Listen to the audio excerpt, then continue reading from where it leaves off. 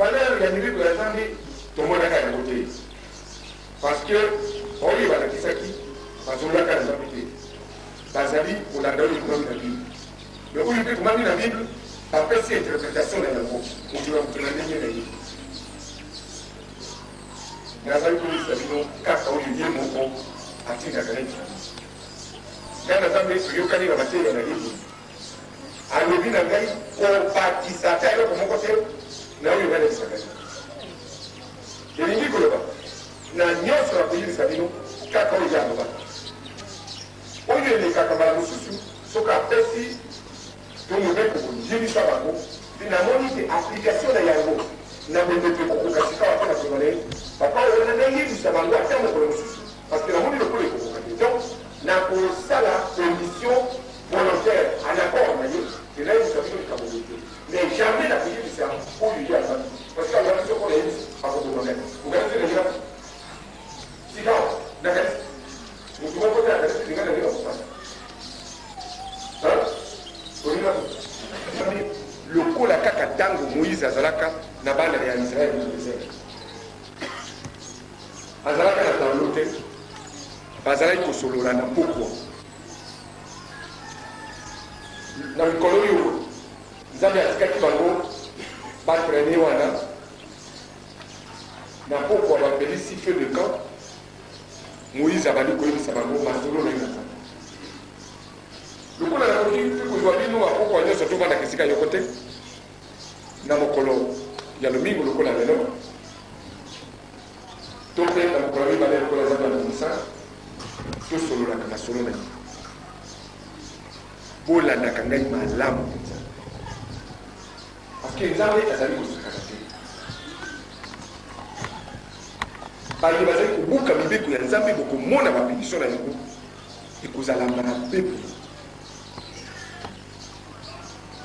tokamata na ye kaka mokolo oyo ezali konyokola bato na libumu na moto komi kopelisa bamoto na nzoto naino tokomi na sida te toloba kaka oyo biso tozobenga awa syndrome d'agitation permanente moto nyonso yeyebi asimbaki nkisi asalaki magie asalaki kindoki akosouffrir na biloko amwe kazala purifie donc okoyoka na butu boye motema nde opesa nezoto nayebi nazala bamama mosusu na bapapa mosusu akoyebisa ngai papa ebali bongo nazali kozika lokola omoni natelemi wana naza kozika lobi laisse toi purifier omitika te ozala purifier parce que soko etumbi oyo okosambelaka osukolaka otongolaka ntango nyonso etumbi oyo esili esukoli yo okomi malamu kimia ekoti na kati na yo mais bayeba so bazali kosopose na yango bakosuka kaka parce que bobukaki mibeko mingi bobukaki boyebaki na bino ntina te nayebisaki mbala mosusu mpo ya likambo ya kiko mpo ya kozongela mobeko ya liboso natuni na Nzambe na baimage to bastatuette ya bakatholike alobi basala bikeko te ya biloko lokolo ezali na likolo oyo ezali na mokili oyo to ezali na se mpe bakumisa yango te me basango bazali na bikeko wana na bandako Nzambe to baza kopesa bato batia na ndako Nzambe arépondre yango nazalaki na bikolo alobi oyo basango bazali kosala ezali mpenza bikeko ya kokumisa yango te oyo wana ezali nde kolakisa lokola foto ya moto wana apesaki exemple moko ezalaki vivant mwana ya papa nganga Nzambe Ilungu bango bazali baprotestant akei pour la première fois na Pâques ya 1980 na église catholique ya Mikolo vendredi saint basalaka chemin de croix kuna na ndako Nzambe batia bikeko moko ya minene eyezu oyo azalaka na ndako Nzambe ya Mikolo wana aza monene mpenza kaka lokola moto mobimba boye alors bazali koexplike basali yezu boye batoboli yezu makongo ye amona yango nanu te auti kuna na cathédrale na kole nobi mata likambo mingi banyokoli yezu babomi azalaki nini abandi kolela donc ye minene mine mpe ayoki maloba oyo balobi par rapport na baimage wana amoni mpe yezu ya rouge kuna ya monene abakimi kuna bapakola ye na mwa couleur ya rouge lokola makila batokolaki ye makonga aleli uta cathédrale ti na ndako na biso mpo ya koyebisa te babomi yezu kaka pamba banyokoli ye kaka pamba sika azwi mwa makanisi na ndenge babomaki yezu oyo wana ezali kokumisa bikeko te okoloba bazoloba ko ya bakatolike ekala na bakatolike na likambo te nalobi kaka te bakatolike bazali te bangomba ekufa ligomba ya katolike ekufa lokolo ya protestant ekufa mais bikeko oyo bomonaki kuna na bandako nzambe ezalaki papo ya kokumisa yango mais mpo ya kolakisa bino baoyo basila kotia bolimo bango na bikeko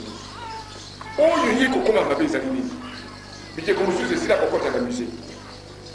ezala bacrucifix bakuluze wana ezala bachapelet ezala nde baimage to mpe